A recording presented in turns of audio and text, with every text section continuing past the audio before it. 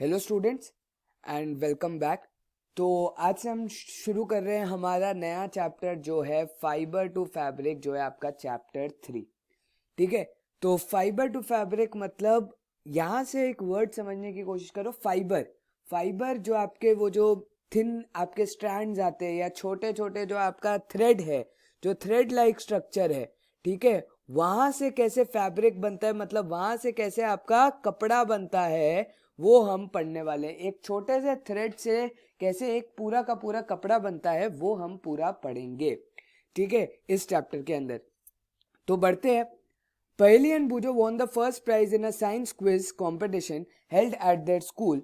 They were very excited and decided to use the prize money to buy clothes for their parents. When they saw a large variety of cloth material, they got confused.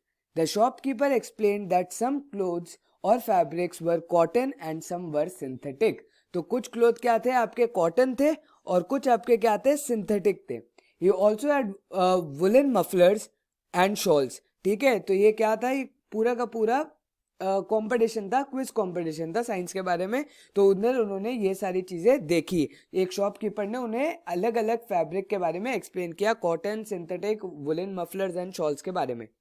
There were many silk sarees as well.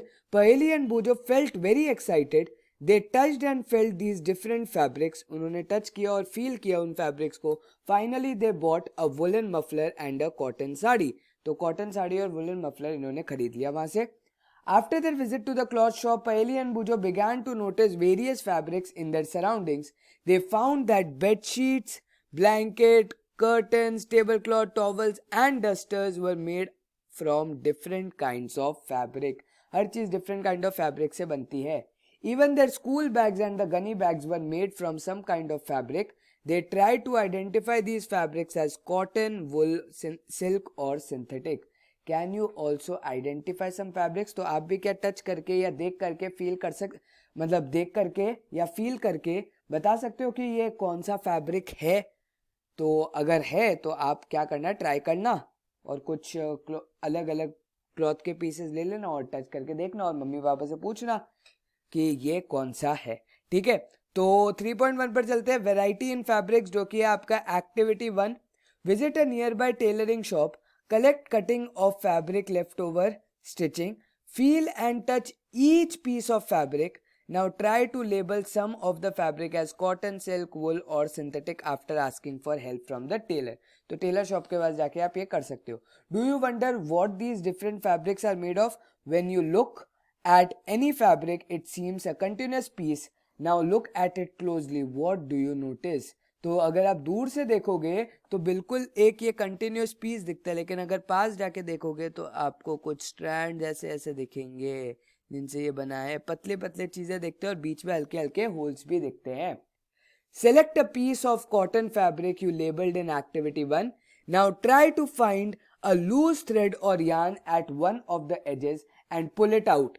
If no loose yarns are visible, you can gently pull out one with a pin or a needle. तो ये जो एक कपड़ा बनता है, इन्हें पतले पतले थ्रेड्स को हम क्या कहते हैं, यार्न कहते हैं. ठीक है, ये जो पतले पतले थ्रेड्स है, थिन लाइक स्ट्रक्चर जो आपके थ्रेड्स होते हैं, thin like threads which makes up the fabric is known as yarn. ठीक है, तो ये क्या है, थिन लाइक थ्रेड्स है.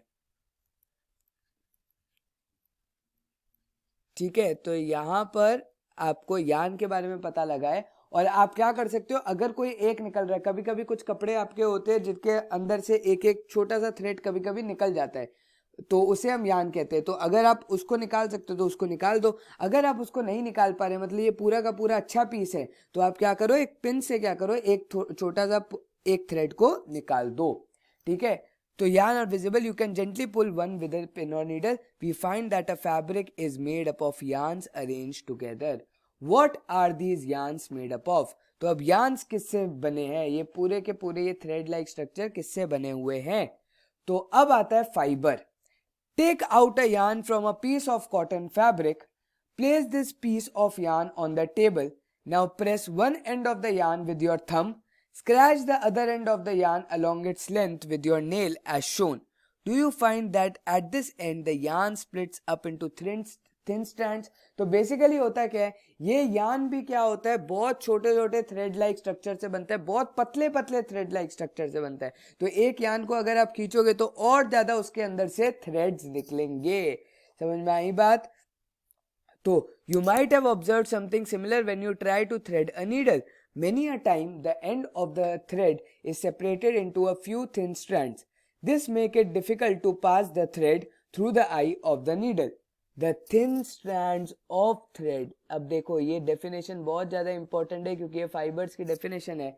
The thin strands of thread that we see are made up of still thinner strands called fibers. तो हम लोग जो ये थ्रेड ये जो यान का थिन स्ट्रैंड देख रहे हैं वो भी किन से बनता है, और स्टिल थिनर स्ट्रैंड से, जिन्हें हम क्या कहते हैं, फाइबर्स कहते हैं।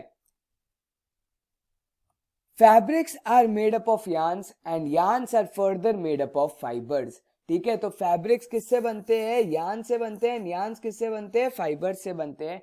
Where do this fibres come from, अब ये आपका क्वेश्चन है। तो जैसे आपका था ना फूड से आपको फाइबर, फूड क्या है किसके, उसके दो सोर्सेज प्लांट एंड एनिमल, वैसी सेम चीज आपके यहाँ पर भी दो मेजर सोर्सेज होते हैं।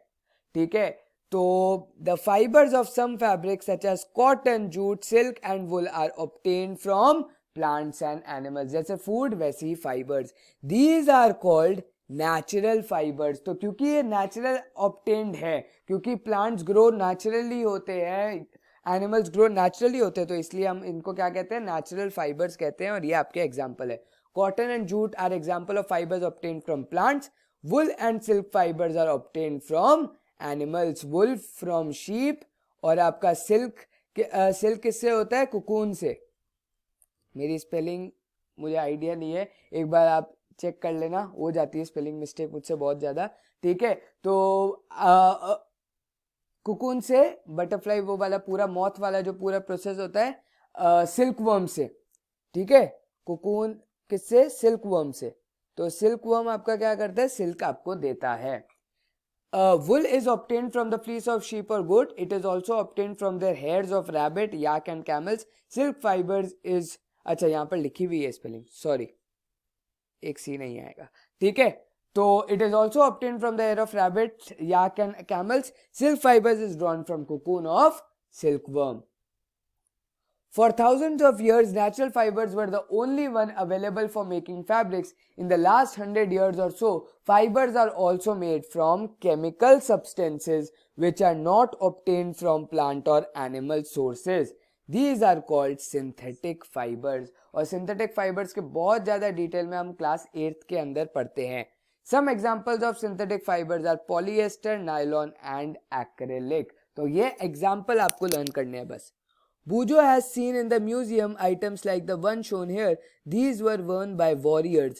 He wants to know if these are made of some kind of fiber.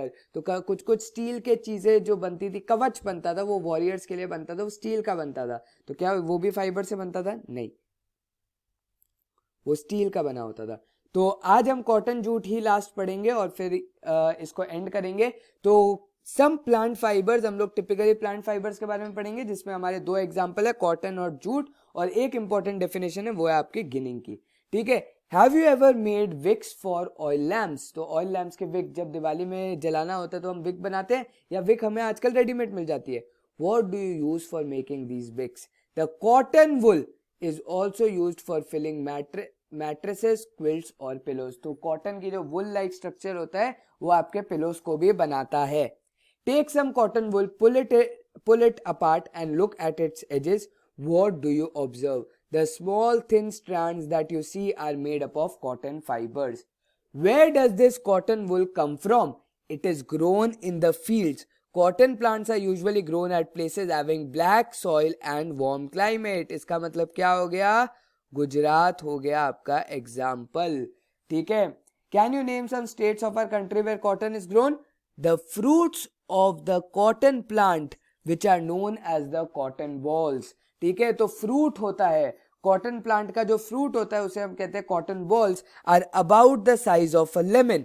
एक लेमन के साइज के होते हैं generally. After maturing the balls burst open and the seeds covered with cotton fibres can be seen. ठीक है, तो ये बहुत ज्यादा इंपॉर्टेंट है। जब ये मेच्योर हो जाते हैं तो ये बर्स्ट ओपन होते हैं बिल्कुल ही एकदम से। यहाँ अगर उनका एक फ्रूट है तो ये बर्स्ट ओपन होकर ये फ्रूट टूट जाएगा और एक सीड के ऊपर बहुत ज्यादा ऐसे कॉटन मतलब कॉइल्ड अप होता है, तो वो आप देख पाते हो। Seeds covered with cotton fibres can be scene. Have you ever seen a cotton field that is ready for picking? It looks like field covered with snow. बिल्कुल, क्योंकि व्हाइट व्हाइट होता है तो इसलिए ऐसा लगता है कि फील्ड कवर्ड विथ स्नो है।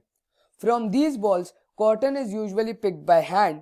Fibers are then separated from the seeds by combining. This process is called ginning of cotton. वापस रिपीट कर रहा हूं, fibers are then separated from the seeds by combing. This process is called ginning. तो combing से देखो वो कैसे बंदा क्या कर रहा है, कोम्बिंग से ये जो फाइबर्स है, छोटे छोटे जो फाइबर्स है कॉटन के, वो सेपरेट कर रहा है उसके सीड से। वो separation of fibers from seed by the help of combing is known as ginning. Ginning was traditionally done by hand. These days machines are used for ginning. तो ये बहुत ज्यादा इंपॉर्टेंट था। अब बढ़ते हैं हम लोग आगे, जूट पर बढ़ते हैं, और जूट आपका लास्ट पार्ट है आज के चैप्टर का, मतलब आज का जो सेशन है। ठीक है, तो jute fibre is obtain from the stem of the jute plant. हम लोग उसको उससे ऑब्टेन करते हैं, उसके स्टेम से ऑब्टेन करते हैं। It is cultivated during the rainy season. ठीक है, in India jute is mainly grown in West Bengal, Bihar and Assam. The jute plant is normally harvested when it is at flowering stage. तो वो भी वहीं पर हार्वेस्ट होता है, फ्लावरिंग स्टेज पर। और अगर आप कॉटन की भी बात करो तो वो भी जब उसका जब फ्रूट बन जाता है तब वो हार्वेस्ट होता है। तो अगर इन दोनों में डिफरेंस क्या है, मेजरली ये फ्रूट वाली चीज है और ये फ्लावर वाली चीज है। ठीक है, फ्लावरिंग स्टेज में ये हार्वेस्ट होता है, वो फ्रूट स्टेज में हार्वेस्ट होता है। The stems of the harvested plants are immersed in water for a few days. The stems rot and the fibers are separated out. To make fabrics, all these fibers are first converted into yarns. How is it done? तो ये आपका question है। अब jute के अंदर होता क्या है, जो उसकी स्टेम होती है, जो आपके हार्वेस्टेड स्टेम होती है। हार्वेस्टिंग का क्या मतलब है, आप कट कर रहे हो क्रॉप्स को और उनके सीड्स और उनका फ्रूट और उनका फ्लावर आप ले रहे हो। ठीक है, तो ये आपका हार्वेस्टिंग होता है। तो जब इसकी स्टेम निकलती है तो उस स्टेम को हम क्या करते हैं, एक पानी का कंटेनर लेते हैं जिसके अंदर पानी है, और क्या करते हैं उसके अंदर डाल देते हैं इन स्टेम्स को। ये स्टेम क्योंकि पानी के अंदर बहुत टाइम तक रहती है, बहुत दिनों के अंदर रहती है, तो ये स्टेम क्या हो जाती है, रॉट हो जाती है, मतलब खराब हो जाती है। जब ये स्टेम आपकी क्या हो जाती है, खराब हो जाती है, तो इसके अंदर से जो फाइबर्स होते हैं वो पानी के अंदर निकल जाते हैं और पानी से आप उन फाइबर्स को क्या कर सकते हो, हाथों से निकाल सकते हो। तो ये प्रोसेस होता है आपका जूट का ऑब्टेनिंग के लिए। आई बात समझ? तो कॉटन का प्रोसेस है कि जब फ्रूट बनेगा उसका, तो उसका सीड वो बर्स्ट ओपन होगा, सीड होगा, और सीड से फिर सेपरेशन ऑफ फाइबर्स आपके गिनिंग प्रोसेस से होते हैं। ठीक है, और फिर यहाँ पर जूट में क्या होता है, जब ये फ्लावरिंग स्टेज में हार्वेस्ट हो जाता है तो इसकी स्टेम को हम पानी के अंदर रखते हैं। जैसे ही वो रॉट हो जाता है तो ये फाइबर्स आपके सेपरेट हो जाते हैं और फाइबर्स को हम हाथ से निकाल लेते हैं। तो ये दो मेजर प्रोसेस है जो हमने आज पढ़े। और हमने ये देखा कि यान क्या होता है। यान छोटे छोटे स्ट्रक्चर्स होते हैं, थिन स्ट्रैंड्स होते हैं, जो कि क्या बनाते हैं, आपके फैब्रिक बनाते हैं। और यान्स को क्या बनाते हैं हम लोग, फाइबर्स से बनाते हैं। ठीक है, ये पढ़ा। और नेचुरल फाइबर्स और सिंथेटिक फाइबर्स पढ़ा कि natural fibres are naturally occurring, plant और एनिमल सोर्सेज से मिलते हैं, और सिंथेटिक फाइबर्स आपके मैन मेड होते हैं, पॉलिएस्टर रेयन, और वहां पर कॉटन, जूट। और एनिमल सोर्सेज के अंदर क्या है आपके शीप टाइप, मतलब आपका सिल्क और वुल। ठीक है, तो यहाँ पर हुआ आज का लेक्चर आपका खत्म। आई होप आपको समझ में आ गया होगा। बहुत ही इजी था, बहुत ही इजी सा चैप्टर है, और ये अगले लेक्चर के अंदर खत्म भी हो जाएगा। ठीक है, thank you guys for watching. हम लोग अगले लेक्चर में मिलते हैं और इस चैप्टर को करेंगे खत्म। Thank you.